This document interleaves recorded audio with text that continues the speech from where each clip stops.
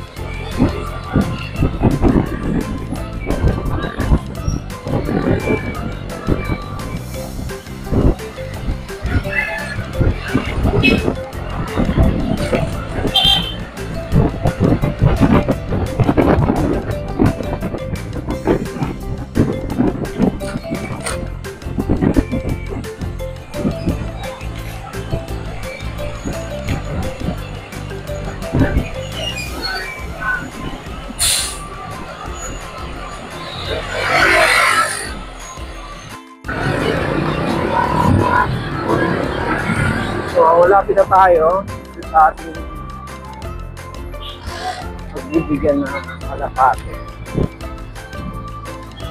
So, dito tayo ngayon sa may punta sa Santa Ana, Manila.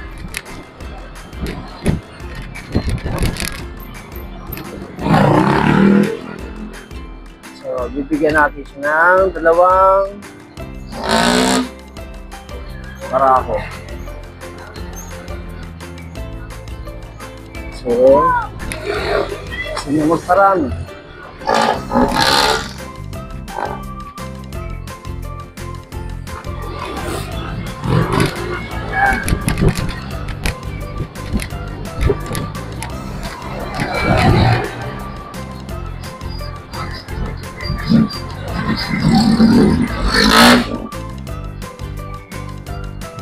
Oh, shout out. Shout out sa nakakilala ng lugar na to.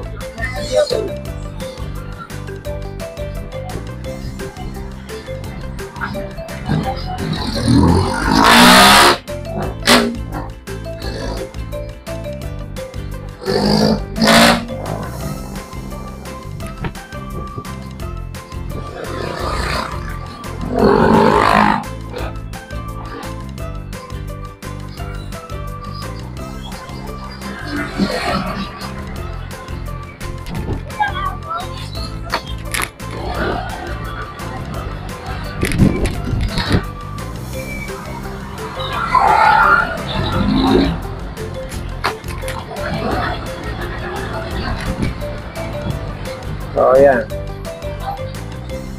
Ang unang simbahan ng iglesia.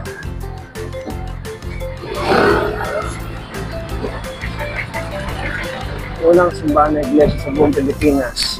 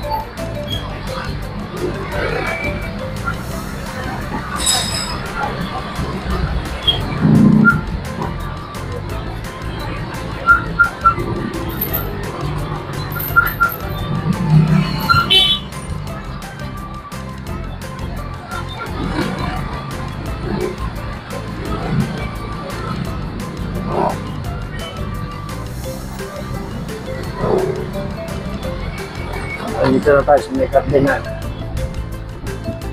Yan. Ang maalaala mo kaya laruan ng chess mga kayo.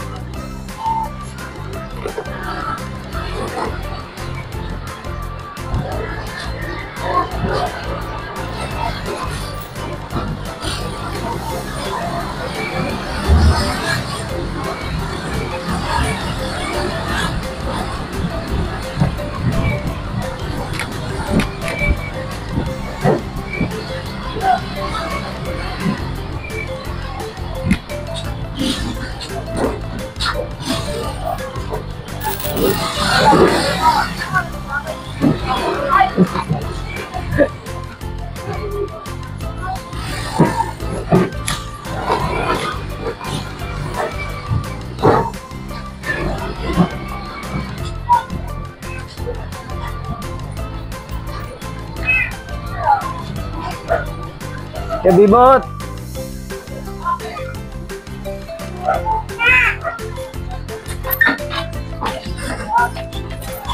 Hindi mo na ako punta, matutulog mo na ako. Mamaya na.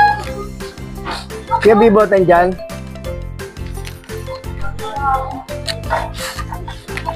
Adjust kaya Bibot? Abali lang po. Alus! Ay, Pagwa mo nga to. ha? Nandiyan ba si Janice? Lani? Ah, Wala ka. lagay mo nga sa kulungan ng kuya mo.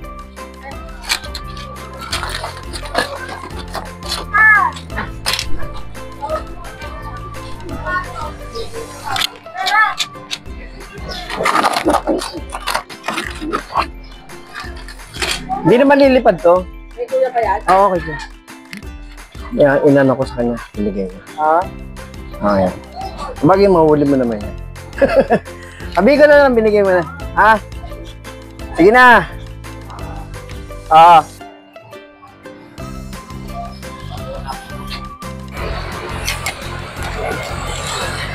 So, yan ang sitwasyon na yan. Naibigay na natin dun sa ating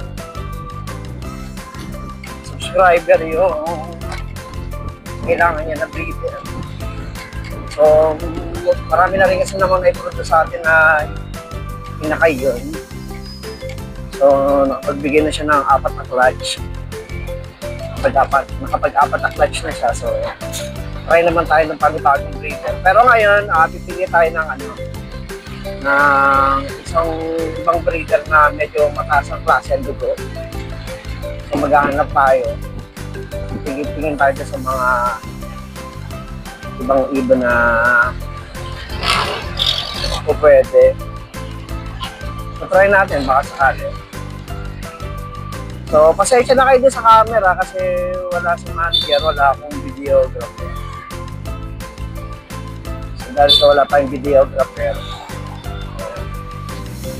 hindi nakuha na po yung katawan natin. So, kailangan ko pa yung mukha para lang makita. Importante naman nakita yung kalapatos. So, okay na yun.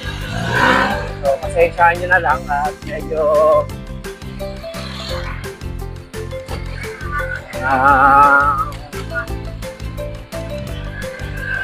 lack of human resources tayo ngayon. So, wala tayong cameraman. Nagpapagalit pa si manager. So, naghahanap din tayo ng isang klase ng gamot na kailangan niyang mainom, yung tinatawag na glycerin. So, comment down below kung ano ang pagkakaintindi sa glycerin. So, at wala rin tayo mabila na glycerin. So, yung glycerin kasi, reseta kay manager yun. Kasi nga, di ba, na may stroke si manager. So, yun ang kailangan na isa sa gamot na kailangan mainom niya. So, hindi ako familiar kung ano yung glycerin ang natawag. So, gano'n na lang. So, kung bago ka sa channel ko, please like, share, and subscribe. Hit may notification bell na all para lagi kang updated sa mga videos pa na gagawin natin. So, paano boys and girls? Bye-bye! See you in my next video.